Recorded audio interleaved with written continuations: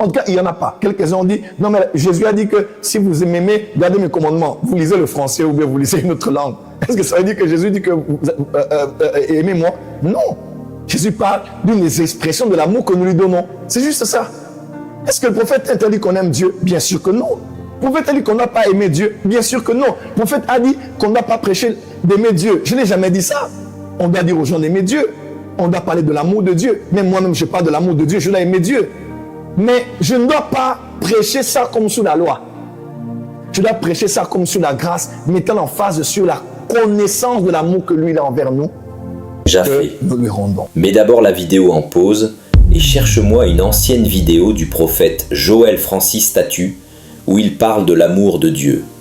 Une vidéo datant d'environ 3 ans.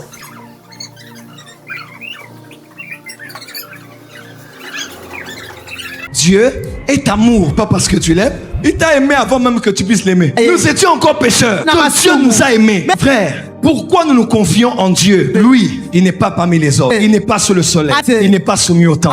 Il vit dans le Olam. Il vit dans l'éternité. Il s'appelle Je suis. Même quand je l'aime, il m'aime. Si je ne l'aime pas, il m'aime quand même. Je le tiens la main. Mais avant que je le tienne, il avait déjà tenu la mienne. Même si je lâche la sienne, il me tiendra toujours. Me tenir ne dépend pas du fait que je le tienne. Dieu est fidèle parce qu'il ne change pas. Dieu est constant. Dieu est fiable. Et son amour, je t'aime d'un amour éternel. Je peux t'aimer aujourd'hui. Demain la flamme descend. Après on rallume la flamme. Que je suis un homme. Sous le soleil, il y a des mutations. Mais Dieu est immutable. Il est immuable. Il ne change pas. J'aimerais dire à l'église ce soir, Dieu t'aime d'un amour éternel. Il t'aime lundi. Mardi va t'aimer. Mercredi va t'aimer. Jeudi aussi. Que dire de vendredi? Même le samedi. Bien plus dimanche. Il va continuer. Maintenant, autre point. Sous la loi, l'homme aime son prochain comme lui-même.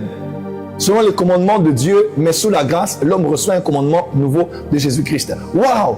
2 commandements. Aimer Dieu comme de tout ton cœur, toute ton âme. On a dit que c'est la loi. Ça ne nous concerne pas. Est-ce que ce verset n'est pas utilisable? On peut l'utiliser, bien sûr. Je dois donner à Dieu mon âme, mon corps, mon esprit, toutes mes pensées. C'est normal, c'est utilisable. Mais ce n'est pas réalisable. Quelqu'un me comprend? C'est utilisable. Je vais me battre pour que mes pensées aiment Dieu, mon corps, mais ce n'est pas réalisable parce que c'est la loi. Mais la grâce a un autre langage. Je dois connaître son amour, recevoir son amour, avoir foi, être enraciné en cet amour-là. C'est cet amour qui fera que je l'aime en second parce que lui, il m'a aimé en premier. Alors, sous la loi, l'homme aime son prochain comme lui-même. Deuxième partie du commandement, Matthieu chapitre 22. Mais dans la nouvelle alliance, regardez ce que Jésus dit, c'est choquant ici. Jean 13, versets 34 et 35. Je vous donne un nouveau commandement. S'il y a un nouveau, c'est qu'il y avait un ancien. Alléluia. Aimez-vous les uns les autres. Oh, l'ancien disait, aime ton prochain comme toi-même. Mais le nouveau dit, aimez-vous les uns les autres, comme je vous ai aimé, vous aussi aimez-vous les uns les autres. À ceci, tous connaîtront que vous êtes mes disciples si vous avez de l'amour les uns pour les autres. Jean 15, versets 12 et 13. Ceci est mon commandement. Aimez-vous les uns les autres comme je vous ai aimé. Il n'y a pas de plus grand commandement, de grand amour que de donner sa vie pour ses amis. Waouh! Waouh! Parenthèse, j'aimerais vous titiller un peu. Est-ce que vous savez que dans le Nouveau Testament, on ne nous enseigne pas à prêcher aux païens de donner leur vie à Jésus. Parenthèse, et je vais vite la refermer. Avancez, donnez votre vie à Jésus. Je comprends ce que ça veut dire. Mais doctrinalement parlant, Éphésiens chapitre 2, verset 1, un païen est mort dans ses offenses. Il n'a pas la vie. Et c'est quelle vie qu'il va donner à Jésus? Dans la nouvelle naissance, on ne donne pas sa vie à Jésus. On reçoit la sienne. Parce que c'est celui qui a le Fils qui a la vie. Celui qui n'a pas le Fils n'a pas la vie. Aucun païen ne peut venir donner sa vie à Jésus. Je comprends le langage, c'est normal. I surrender all, je donne tout Seigneur, je donne tout Seigneur. Tu vas donner quoi à Dieu? Qu'est-ce que tu vas donner à Dieu là? Oh Seigneur, je te donne tout. Qu'est-ce que tu as? Tu vas donner quoi à Dieu? Au contraire, c'est lui qui a tout donné dans la personne de son Fils. Et c'est à toi d'ouvrir ton cœur et de recevoir la vie que lui, il a donnée. Parce que tu n'as aucune vie à lui accorder. Tu me comprends? Je ferme la parenthèse. C'est un sujet de réflexion. Pensez-y. Et Jésus dit, mon commandement c'est quoi? Aimez-vous les uns les autres comme je vous ai aimé. Parce que la loi disait, aime ton prochain comme toi-même. Prophète Joël, est-ce que ce verset est mauvais? Non, bien sûr que non.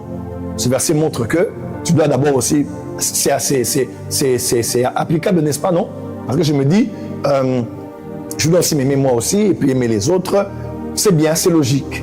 Mais c'est la loi. Jésus a un nouveau commandement. Parce que sous la loi, j'aime mon prochain comme moi-même. Mais sous la grâce, le commandement de Jésus, j'aime mon prochain comme Jésus nous a aimés. Oh, waouh! Deux différents commandements. La loi, Jésus répondait, il dit, aime ton prochain comme toi-même. Dans la mesure de l'amour que tu as pour toi, aime ton prochain. Et si un homme ne s'aime pas? Et si un homme ne s'est jamais senti aimé? Il n'a jamais même eu de l'amour, de la considération, de l'estime pour lui-même. Il va donner l'amour comment? Ouais, la loi a été compliquée. Parce que celui qui naît, on ne donne que ce qu'on a. Si quelqu'un n'avait pas de l'amour qu'il a reçu de ses parents, de ses frères et sœurs, il ne s'aime pas lui-même. Regardez aujourd'hui, les jeunes se tatouent, mettent des piercings partout, qui se changent aujourd'hui. En Europe, c'est grave. Il y a des hommes qui se prennent pour des tabourets, pour des chiens, pour des animaux, pour des arbres, pour le vent. C'est la folie ce qui se passe en Occident. Quelqu'un qui ne s'aime pas déjà, il va t'aimer comment? Irréalisable. Jésus dit, tu dois aimer ton prochain, non pas à la mesure du standard que tu as pour toi, mais à la mesure du standard de l'amour que Dieu a pour vous. Alors, comment Dieu nous a aimés? Quand je réalise comment Dieu m'a aimé, c'est dans cet amour, c'est par rapport à cet amour-là que je dois me tailler, me fixer pour aimer mon prochain. Si mon prochain s'appelle Franck et que je m'appelle Francis, je ne dois pas aimer Franck comme je m'aime moi. Parce que plus d'une fois, je me suis fait du mal. Si je me fais du mal, je lui ferai du mal. Mais Jésus ne nous a jamais fait du mal, ni à lui, ni à moi. Je dois aimer Franck comme Dieu l'aime. Comment Dieu aime Franck? Dieu supporte Franck tous les jours. Dieu pardonne Franck tous les matins. N'est-ce pas peut-être ce que Jésus voulait dire en disant, vous ne pardonnerez pas 7 fois, mais 70 fois 7 fois? Peut-être que est-ce que ce n'est pas le cas?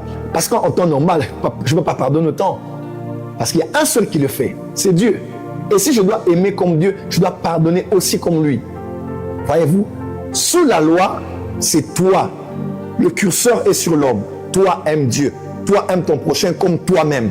C'est toujours toi. C'est toujours l'homme. Voilà pourquoi l'homme arrive à sa fin, la loi l'a coincé. Il a dit, hey, j'ai besoin d'un sauveur. Et Jésus lui-même nous a montré l'amour de Dieu. Aujourd'hui, le modèle de l'amour ou le pardon n'est pas l'amour que j'ai pour que j'ai pour moi, que je conçois, que je donne à Dieu, ou bien que j'ai envers moi-même, que je donne à mon prochain. Non. Aujourd'hui, je vais aimer comme Jésus. Je ne vais pas aimer comme moi-même. Aujourd'hui, les hommes ont une mauvaise conception de l'amour. Je connais un frère précisément avec qui je parlais, Daddy, je suis amoureux de 5 femmes. Je dis, amoureux de 5 femmes, j'aime telle, j'aime telle, j'aime telle, j'aime telle. Même le concept de l'amour est biaisé. Mais le véritable amour, c'est Dieu, car Dieu est amour. Quelqu'un est avec moi? Il y a donc un ancien commandement, la loi, et la loi est finie. On a lu les versets. Nous ne sommes plus sous la loi. Si tu veux retourner sous la loi, tu seras sous la sentence. Nous sommes sous la grâce. Alors, prophète Joël Francis Tatou, je vais commencer à chuter. Dans 10 minutes, j'ai fini.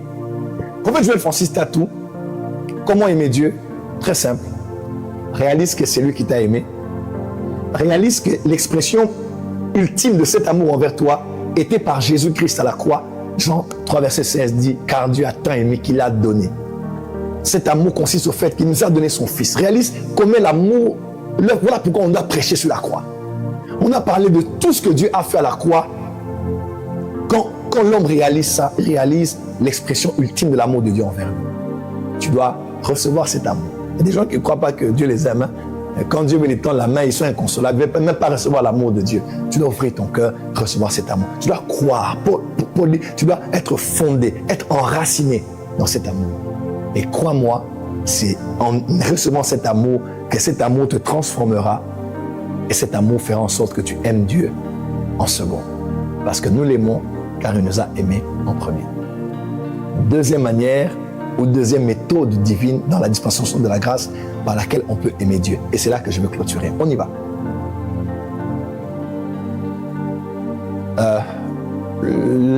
L'énoncé, juste avant le verset.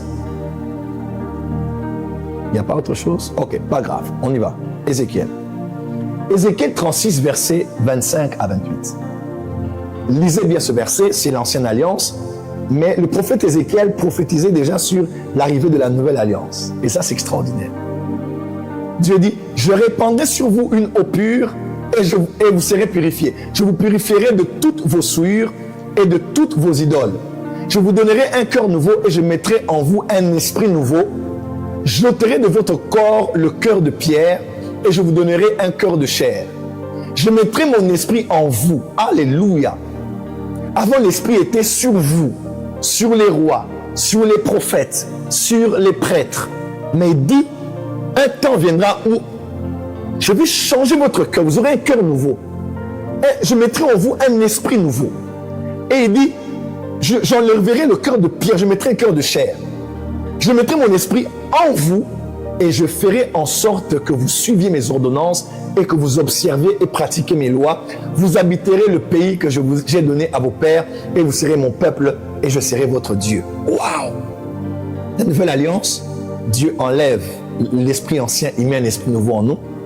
Il enlève un cœur de pierre, il met un cœur de chair et il dit, je mettrai en vous un esprit et je ferai en sorte, parce que l'esprit là est en vous, que vous puissiez maintenant pratiquer et obéir mes commandements et mes lois. Waouh!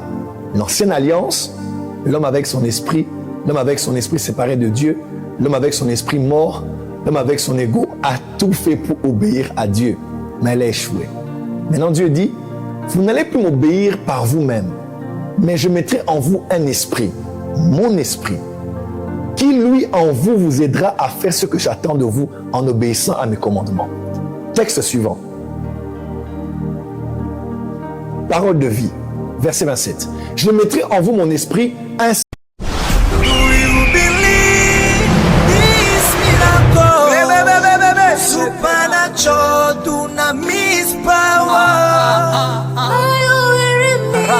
Receive me.